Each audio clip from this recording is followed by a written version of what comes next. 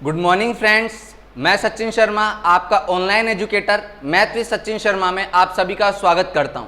आज हम देखने जा रहे हैं क्वाड्रेटिक इक्वेशन और इस वीडियो में हम कंप्लीट डिस्कशन करने वाले हैं कि क्वाड्रेटिक इक्वेशन में कितने टाइप के क्वेश्चन बनते हैं, कौन कौन से टॉपिक हैं जो हमें क्लास 10 के लिए किसको डिटेल से डिस्कस करना है और किसका हमारे पास ओवरव्यू होना चाहिए और कहाँ से एग्जाम में किस टाइप से क्वेश्चन आते हैं, वो सब हम इस वीडियो में डिस्कस करने वाले हैं। तो अभी तक आपने चैनल को सब्सक्राइब नहीं किया है तो सबसे पहले रेड बटन को दबाकर चैनल को सब्सक्राइब करें और अपने दोस्तों के साथ शेयर करें और बने रहे हमारे साथ और तैयारी अपनी करते रहें। तो सबसे पहले देखते हैं कि क्वाड्रेटिक इक्वेशन होती क्या है। ये हमने अच्छे से डिस्कस करा है अपने लास्ट लेक्चर में कि क्वाड्रेटिक इक्वेशन को कैसे आइडेंटिफाई करें। इस वीडियो का पर्पज यही है कि क्लास 10th में क्वाड्रेटिक इक्वेशन से कितने टाइप के क्वेश्चन बन सकते हैं, कौन कौन से क्वेश्चन किस इक्वेशन से हमें सोल्व करने हैं और कौन सा मेथड लगा के सोल्व करना है, वो हम इस वीडियो में समझेंगे। तो वो कोई भी इक्वेशन जिसमें मैक्सिमम पावर ऑफ एक्स कितनी होती है 2, वो कहलाती है क्वाड्रेटिक इक्वेशन, मतलब द्विघात समीकरण। द्विघात से समझ में आ रहा है ऐसी इक्वेशन जिसकी घात कितनी होती है 2। द्वि का मतलब होता है 2 और घात जो पावर में लगी हुई होती है। तो ये हो गया क्वाड्रेटिक इक्वेशन की डेफिनेशन। इसके बाद में हमने पढ़ा था कि कोई भी वो इक्वेशन जिसकी पावर 2 है क्वाड्रेटिक इक्वेशन कहलाती है और उसके रूट कितने होते हैं 2, अल्फा और बीटा। रूट होते हैं अल्फा और बीटा और इन रूट्स का सम कितना होता है, alpha plus beta equal to होता है माइनस का बी अपॉन ए। बी क्या होता है, एक्स का कोफिशिएंट, और दोस्तों ए क्या होता है, एक्स स्क्वायर का कोफिशिएंट। यहां तक क्लियर है। अगर मैं इनके मल्टीपल की बात करूं तो ये कितना होता है, सी अपॉन ए। सी होता है जो क्वाड्रेटिक इक्वेशन में कांस्टेंट होता है, वो वैल्यू होती है सी की, और ए होता है एक्स स्क्वायर का कोफिशिएंट। तो ये हो गया कि क्वाड्रेटिक इक्वेशन को कैसे आइडेंटिफाई करें और उसके रूट क्या होते हैं। अल्फा और बीटा क्वाड्रेटिक इक्वेशन के रूट्स हैं। तो ये हमारे पास हो गए रूट। अब यहां पे हमने एक वर्ड यूज किया रूट। रूट मतलब हिंदी में मैं बात करूं तो इसको बोलते हैं मूल, द्विघात समीकरण के मूल। ये हम कैसे फाइंड आउट करते हैं, हो सकता है आपको इक्वेशन में दिया हो अल्फा और बीटा की वैल्यू 2,3 या x, y, मतलब वैल्यू कुछ भी दी हो सकती है। और अगर दूसरी तरफ हम बात करें कि आपको कोई भी क्वाड्रेटिक इक्वेशन 2x² + 3x + 6 ये दे दी और आपको बोले कि आपको इसके रूट फाइंड आउट करने हैं, तो दोस्तों आप क्या करेंगे, रूट फाइंड आउट करने की कुछ मेथड्स हैं जो कि हमें डिस्कस करने हैं और जो कि हमें पढ़ने हैं कि क्लास 10th में कौन कौन से मेथड वो दे रखे हैं जिनसे हम रूट फाइंड आउट करने हैं। एक फॉर्मूला है श्रीधराचार्य, काफ़ी नाम सुना होगा आपने और काफ़ी आपको सबसे फेवरेट भी वही होगा, क्योंकि उसमें ना तो कोई दिमाग लगता है और ना ही कोई जोर आता है सोल्व करने में, क्योंकि सीधी सी वैल्यू आती है एक्स की माइनस का b plus minus under root b square minus का 4ac अपॉन 2a। ये आती है एक्स की वैल्यू। यानी आपके पास कोई भी इक्वेशन दे रखी हो ax² + bx + c = 0, तो आप x का मान इस फॉर्मूले से फाइंड आउट कर सकते हैं। तो हम देखेंगे स्टेप बाय स्टेप पढ़ते हैं कि रूट निकालने की कौन कौन से वो मेथड है जो कि हमें क्वाड्रेटिक इक्वेशन में क्लास 10th में जो स्टूडेंट्स पढ़ रहे हैं उनको आने चाहिए। तो सबसे पहला मेथड होता है फैक्टर मेथड। कौन सा मेथड स्टूडेंट्स, फैक्टर मेथड, मतलब गुणनखंड विधि। हिंदी माध्यम के विद्यार्थियों के लिए भी मैं साथ साथ वर्ड्स और टर्मिनोलॉजी दोनों यूज कर रहा हूं, तो कंफ्यूज होने की जरूरत नहीं है। तो सबसे पहला मेथड होता है वो होता है फैक्टर मेथड। तो एक इक्वेशन लिखता हूं मैं 6x² माइनस का x माइनस का 2 = 0। ये कोई इक्वेशन है, आपको गिवन है और आपको फाइंड आउट करना है इसके रूट्स। मतलब अल्फा और बीटा की वैल्यू आपको क्या करनी है दोस्तों, फाइंड आउट करनी है।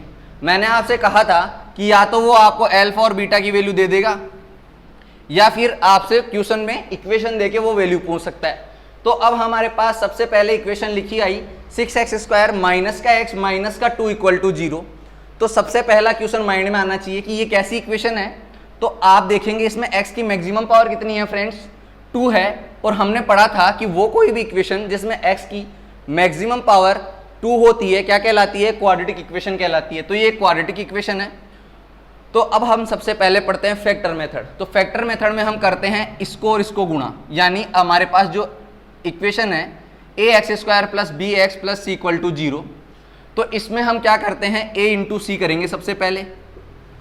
तो जो प्रोडक्ट कितना आएगा इससे 12। अब इस 12 के क्या करेंगे फैक्टर, तो मैं इसके फैक्टर लिखता हूं 3 इंटू 4। ये फैक्टर कैसे करते हैं और कैसे नहीं करते मैंने अपनी लास्ट वीडियो में 2-3 क्वेश्चन और हर एक क्वेश्चन को डिटेल डिस्कस किया है। अगर अभी तक आपने वो नहीं देखे हैं तो सबसे पहले उन वीडियो को अच्छे से समझें, देखें और आपको पता चलेगा कि ये फैक्टर कैसे करते हैं। कोई भी बड़ा नंबर लिख दूं मैं 108, तो इसके फैक्टर आपको कैसे करने हैं और कैसे नहीं, ये आपको वहाँ से समझ में आ जाएगा।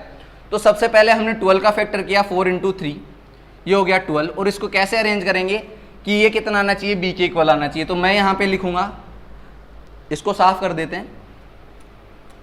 तो मैं यहाँ लिखूंगा 6x² माइनस 4 इंटू 3, तो 12 हो रहा था, और अगर मैं 4 में से 3 माइनस कर दूं तो यहाँ पे आ जाएगा 1 माइनस 2 इक्वल टू 0। तो फ्रेंड्स ये था फैक्टर मेथड। अब इसको हमें सिर्फ सोल्व करना है सिंपली। तो ये कितना आ जाएगा 2 इक्वल टू 0। अब आपको कुछ नहीं करना, आपके फैक्टर रेडी हैं, आपको सिर्फ इनमें से कॉमन लेना है। आप ध्यान से देखोगे तो 2x कॉमन आ रहा है, तो कितना बच जाएगा 3x माइनस 2। इसमें से कितना कॉमन आ रहा है फ्रेंड्स, 1 कॉमन आ रहा है, तो ये 3x माइनस 2 इक्वल टू 0। तो आपके फैक्टर क्या क्या हो गए डियर स्टूडेंट्स, 2x प्लस 1 और 3x माइनस 2 इक्वल टू 0। तो ये था फैक्टर मेथड। कैसे हम फैक्टर मेथड से रूट्स फाइंड आउट कर सकते हैं, तो या तो ये 0 या ये 0, इसको 0 के इक्वल करके हम क्या फाइंड आउट करते हैं, x की वैल्यू फाइंड आउट करते हैं। तो सबसे पहला मेथड हमने क्या देखा, गुणनखंड विधि द्वारा कैसे कोई भी द्विघात समीकरण जो हमें गिवन है उसके रूट कैसे फाइंड आउट करने हैं। तो हमें कुछ नहीं करना, मैं इसको आसान भाषा में, आपके पास कोई भी इक्वेशन गिवन हो उसको कैसे फैक्टर मेथड से करना है वो सिंपली समझा देता हूं।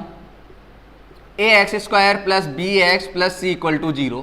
तो सबसे पहले आपको a को c से गुणा करना है, a इंटू सी करना है, प्रोडक्ट आ गया ac, ये कोई वैल्यू आ गई नई, मान लो इसको z, ठीक। अब इस z के फैक्टर करके और उन फैक्टर को ऐसे अरेंज करना है कि जोड़ने या घटाने पे कितना आना चाहिए, b के बराबर आना चाहिए। पहला मेथड हमारा था फैक्टर मेथड। अब इसके बाद में जो दूसरा मेथड है, और काफ़ी इजी मेथड भी उसको बोल सकते हैं हम, कि उसमें कुछ नहीं करना, वो ऐसा मेथड है कि जिसको समझ में आ गया ना एक बार, उसके लिए बहुत आसान है, और जिसको नहीं समझ में आया उसके लिए बहुत कंफ्यूजिंग वाली बात हो जाती है, क्योंकि वो उसी में घूमता रहता है। तो आज हम उस कंफ्यूजन को दूर करेंगे। कंप्लीटिंग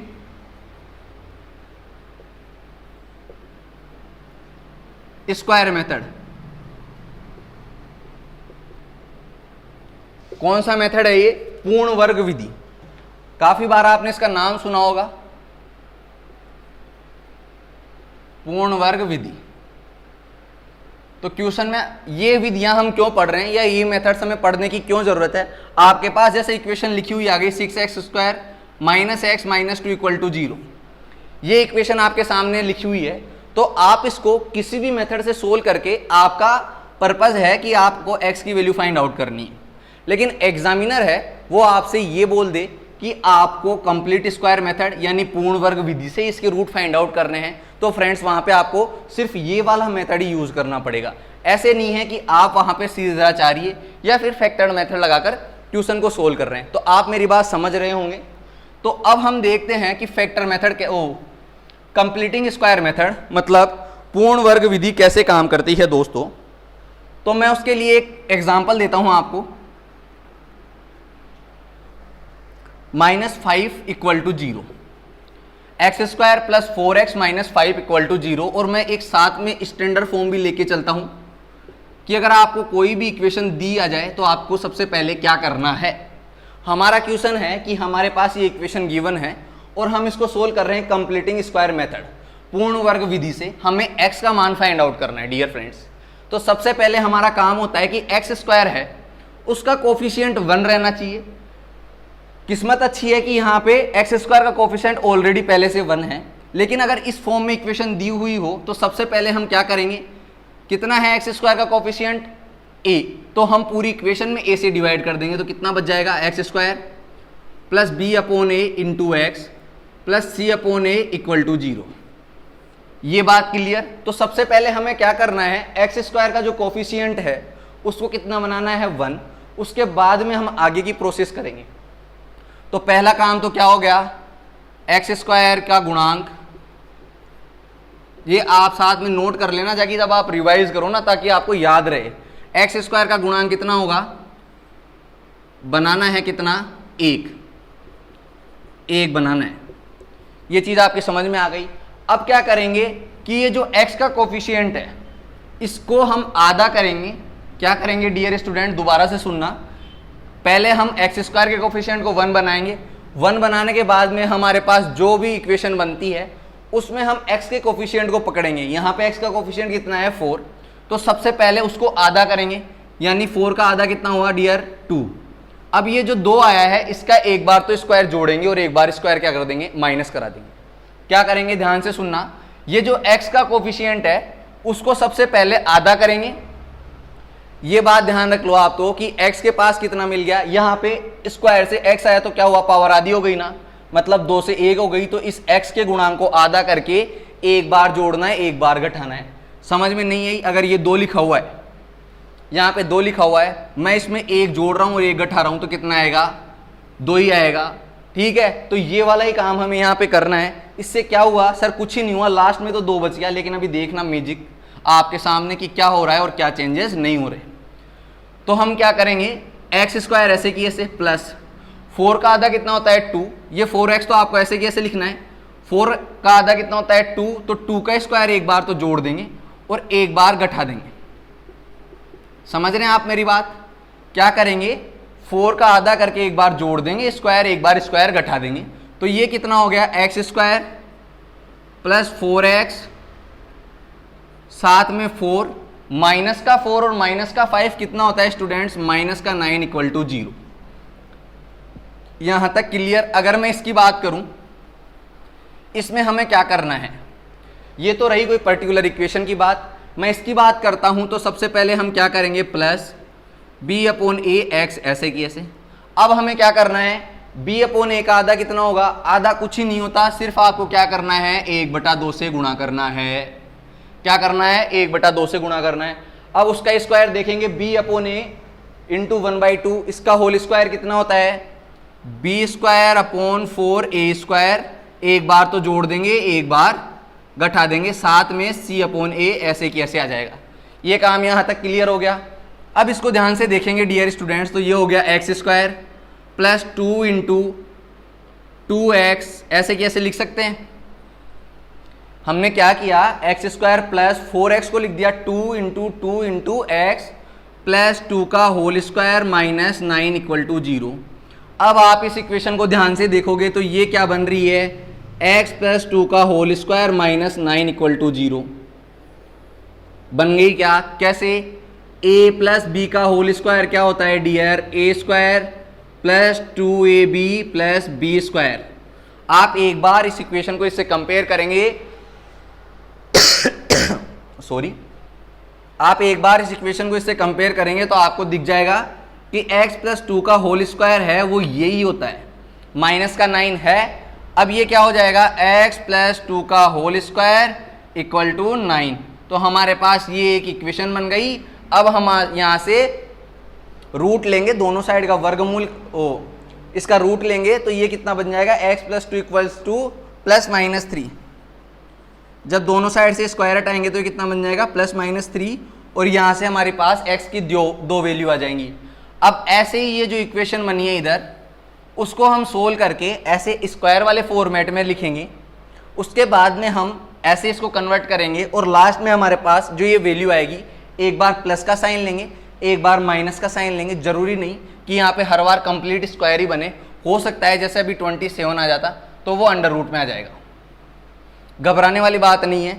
तो इसको एक बार मैं फिर से रिवाइज कर देता हूँ डियर, कि ये हमें इक्वेशन दे रखी है। तो हम क्या करेंगे, पूर्ण वर्ग स्क्वायर विधि आप लोगों के समझ में नहीं आई है तो आप वीडियो को रिवाइज करके फिर से देखना।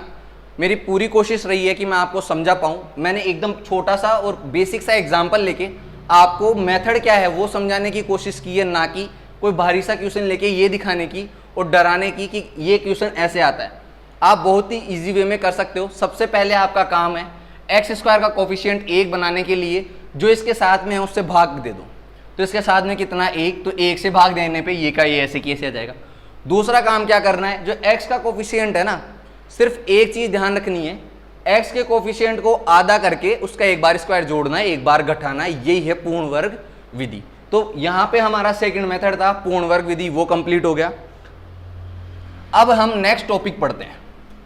हमारा नेक्स्ट टॉपिक है इसी के अंदर जो, और वो लास्ट मेथड है समझने का कि किसी भी क्वाड्रेटिक इक्वेशन के रूट अगर आप फैक्टर मेथड से नहीं कर पा रहे, पूर्ण वर्ग विधि में भी माइंड लगा के देख लिया, आपको पकड़ में नहीं आ रहा कि यार ये कहाँ से और कैसे होगा, कोई डरावना सा क्वेश्चन आ गया आपके पास और आपको दिमाग नहीं चल रहा कि यार कैसे कौन सा मेथड लगाए, तो आप एक बार चेक करने के लिए जो विधि लगाते हैं लास्ट में वो होती है श्रीधराचार्य विधि।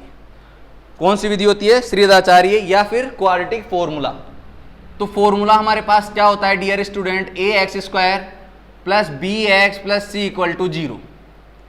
ये क्वाड्रेटिक इक्वेशन है। यहाँ पे ये बात अब आपको लिखने की जरूरत नहीं है और बार बार से याद दिलाने की भी जरूरत नहीं है कि ए की वैल्यू 0 नहीं होनी चाहिए, क्योंकि 0 हो गई तो फिर ये क्वाड्रेटिक इक्वेशन नहीं बनेगी। तो अब मैं आपसे पूछता हूँ, अगर मैंने ये इक्वेशन लिख दी और मैंने बोला कि आपको x का मान फाइंड आउट करना है, ठीक है, बात को समझने की कोशिश करना।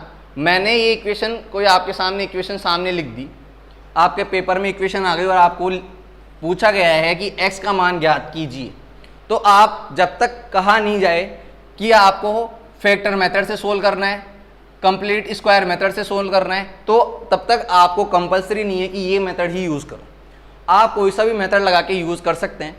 तो x का मान फाइंड आउट करने के लिए एक बोले हम तो ये रामबाण इलाज है। कैसे? x बराबर माइनस का b plus minus under root b square minus का 4ac अपॉन 2a। ये है पूरी क्वाड्रेटिक इक्वेशन का सार। यहाँ पे आके क्वाड्रेटिक इक्वेशन के बाद में कोई भी चीज़ ऐसी नहीं है कि जिसका तोड़ ना हो। बोलते हैं ना कि ऐसी दवाई कि जो हर इलाज में काम करे, वैसे ही ये फॉर्मूला है, जब क्वाड्रेटिक इक्वेशन का कोई भी क्वेश्चन हो यहाँ पे इसका इलाज होगा ही होगा। और यहाँ पे क्या करते हैं हम, अब b की वैल्यू आप इक्वेशन से a, b और c की वैल्यू आप जब इतना क्वाड्रेटिक इक्वेशन आपको पढ़ा दिया है और अच्छे से रिवाइज करा दिया है, तो अब आप बच्चे तो हो नहीं कि आपको a, b और c की वैल्यू आप फाइंड आउट नहीं कर सके। जब मैं बोलूँ आपके पास 1, 2 और 3 इतने सिक्के हैं, तो आपके पास बताओ कुल कितने सिक्के हैं, तो आपको AD तो करना है। अब आपके पास कोई दिमाग लगाने का काम है क्या? कुछ नहीं है, सिर्फ सिंपल सी जोड़ गुणा बाकी भाग है। यहाँ तक क्लियर हो गए। अब आगे एक और बात करते हैं कि क्या है, थोड़ा सा नॉलेज देता हूँ आपको।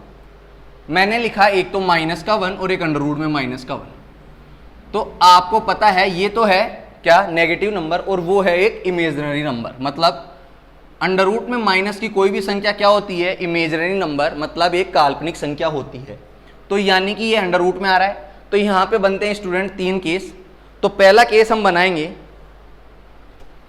हमें पता तो चले ना कि बी स्क्वायर की, जैसे मान लो a आ गया, c की वैल्यू ज़्यादा आ गई a से और b से, a into c b square से ज़्यादा आ गया, तो ये वैल्यू नेगेटिव भी तो हो सकती है, क्या पता रूट ही फाइंड आउट नहीं हो। तो सबसे पहला काम है हमारा बी स्क्वायर माइनस 4ac अगर ग्रेटर देन 0 है, मतलब ये एक पॉजिटिव नंबर है, तो जो इसके रूट होंगे वो कैसे होंगे डियर स्टूडेंट? दोनों के दोनों रियल होंगे और क्या होंगे? डिस्टिंक्ट रूट होंगे, मतलब अलग अलग रूट होंगे। बी स्क्वायर माइनस 4ac अगर ग्रेटर देन 0 है तो ये क्या होगा? एक रियल रूट होंगे और अलग अलग होंगे। उसके बाद में हमारे पास दूसरी कंडीशन आती है क्या? बी स्क्वायर माइनस 4ac अगर 0 हो गया, मान लो b की वैल्यू है, ये पूरा 16 माइनस 16 आ गया, मतलब 0 हो गया ना, तो ये तो खत्म ही हो गया पार्ट। तो इस तब हमारे पास क्या आएंगे? दोनों रूट समान आएंगे, समान मूल आएंगे, या फिर हम इसको लिख सकते हैं 2 इक्वल रूट्स, 2 इक्वल रूट्स। और तीसरा पैटर्न हमारे पास क्या बनता है डियर? तीसरा बनता है b square minus 4ac less than 0, मतलब अगर बी स्क्वायर माइनस 4ac 0 से छोटा है, अगर ये नंबर नेगेटिव है पूरा का पूरा, रूट में कोई आपके पास माइनस का 23 आ गया रूट में, तो इस केस में क्या होगा? नॉट रियल, कोई रियल रूट नहीं आएगा, यानी आप उसका कोई वास्तविक रूट फाइंड आउट नहीं कर सकते। तो ये था हमारे इस लेक्चर में क्वाड्रेटिक इक्वेशन में हमने क्या क्या पढ़ा है डियर, वो एक बार मैं आपको फिर से 2 मिनट में समराइज करा देता हूँ। तो इसके बाद आपके क्लास 10th में कुछ भी नहीं है। और डिटेल में अगर स्टडी आप करना चाहो तो मैंने इसी यूट्यूब चैनल पे, जिस पे आप अभी ये वीडियो देख रहे हैं, आप इसकी प्लेलिस्ट में जाके चेक कर सकते हैं पूरा complete solution board pattern base पे, कैसे क्वेश्चन को सोल्व करना है, कैसे पेपर करते टाइम पे कौन कौन सी बातें ध्यान रखनी है और कौन कौन सी माइनर मिस्टेक्स आपको नहीं करनी, वो सब मैंने बता रखा है। इस वीडियो को बनाने का सिर्फ एक ही पर्पस था कि आप क्वाड्रेटिक इक्वेशन को कैसे क्लास 10th के लिए डील करना है वो आपको पता होना चाहिए। कई बार क्या होता है, बहुत ही भारी इक्वेशन अगर मैं आपके सामने ऐसे लिख दूं, मान लो ये कोई भी इक्वेशन लिख दी मैंने आपको डराने के लिए, ठीक है। अब उसका पता नहीं क्लास 10 से नाता है या नहीं है, क्या पता ये आगे के लेवल की हो, या आपको कौन सी अप्रोच से इस इक्वेशन को सोल्व करना है, कौन कौन सी अप्रोच आप लगा सकते हो, आपके आउट ऑफ द बॉक्स तो है या नहीं है ये क्वेश्चन, मतलब आपके सिलेबस से रिलेवेंट भी है या आप ऐसे ही पढ़ रहे हो। क्योंकि जब आप क्लास 10th में पढ़ रहे होते हो तब आपको एक वो फेज होता है कि आपके पास आइडियाज जनरेट होते हैं, आपको कौन सी अप्रोच लगानी है ये जब तक आपको पता नहीं होगा तब तक आप वहाँ पे गोल गोल घूमते रहेंगे। जैसे मैंने कोई क्वेश्चन दे दिया तो आप वो फॉर्मूला लगाते रहेंगे कि हाँ यार x बराबर माइनस का b plus minus under b square minus का 4ac/2a है। ये फॉर्मूला सबको याद है, लेकिन आपको जब तक यही नहीं पता कि b क्या है, a क्या है और c क्या है, तब तक आपके लिए इसका कुछ भी मतलब नहीं है। तो इस वीडियो को बनाने का एक ही पर्पज़ है कि आपको ओवरऑल इंट्रो देना कि क्वाड्रेटिक इक्वेशन में क्लास 10th के लिए आपको मेनली किस पे फोकस करना है और किस चीज़ को आपको अच्छे से डिटेल में देखना है। तो सबसे पहले तो हमने क्वाड्रेटिक इक्वेशन पढ़ा क्या होती है, दूसरे नंबर पे पढ़ा हमने रूट क्या होते हैं, फिर उसके बाद में हमने तीसरे नंबर पे पढ़ा पहले कि रूट को कैसे निकालें। तो सबसे पहले हमने पढ़ी गुणनखंड विधि, उसको अगर मैं इंग्लिश में बोलूँ तो क्या होता है वो फैक्टर मेथड। दूसरी अगर मैं बात करूँ तो वो पढ़ा पूर्ण वर्ग विधि, पूर्ण वर्ग विधि ये हमने पढ़ ली। तीसरा पढ़ लिया हमने कौन सा, श्रीधराचार्य, ये वाला मेथड पढ़ लिया। तो ये सिर्फ क्या है, आपके क्वाड्रेटिक इक्वेशन का कंप्लीट निचोड़ आ गया कि पूरे क्वाड्रेटिक इक्वेशन में आपको क्या क्या डील करना है और क्या क्या नहीं करना। तो डियर फ्रेंड्स, आप लोग पूरा कंप्लीट वीडियो जब तक आपके समझ में नहीं आता आप इसको फिर से रिवाइज करके देखना और प्रैक्टिस करना। उम्मीद है आपको अच्छे से समझ में आएगा। और आपको जो कोई भी डाउट और क्वेरीज हैं इस टॉपिक से रिलेटेड या मैथ से रिलेटेड कि आपको कैसे पढ़ना चाहिए और क्या पढ़ना चाहिए, ठीक है, तो आप कमेंट में वो चीज़ मेंशन कर सकते हैं। हमारी पूरी कोशिश रहेगी कि आपको उसका सॉल्यूशन प्रोवाइड करवाया जाए। और चैनल को शेयर करना और सब्सक्राइब करना ना भूलें, क्योंकि आपका सपोर्ट हमें हिम्मत देता है ताकि हम आगे कोशिश करते रहें। तो आज के लिए इतना ही है। एक बार फिर से कहूँगा, मेहनत करना ना छोड़े, लगातार अपनी स्टडी करते रहें, ठीक है। Thank you friends, bye bye. आज के लिए इतना ही काफ़ी।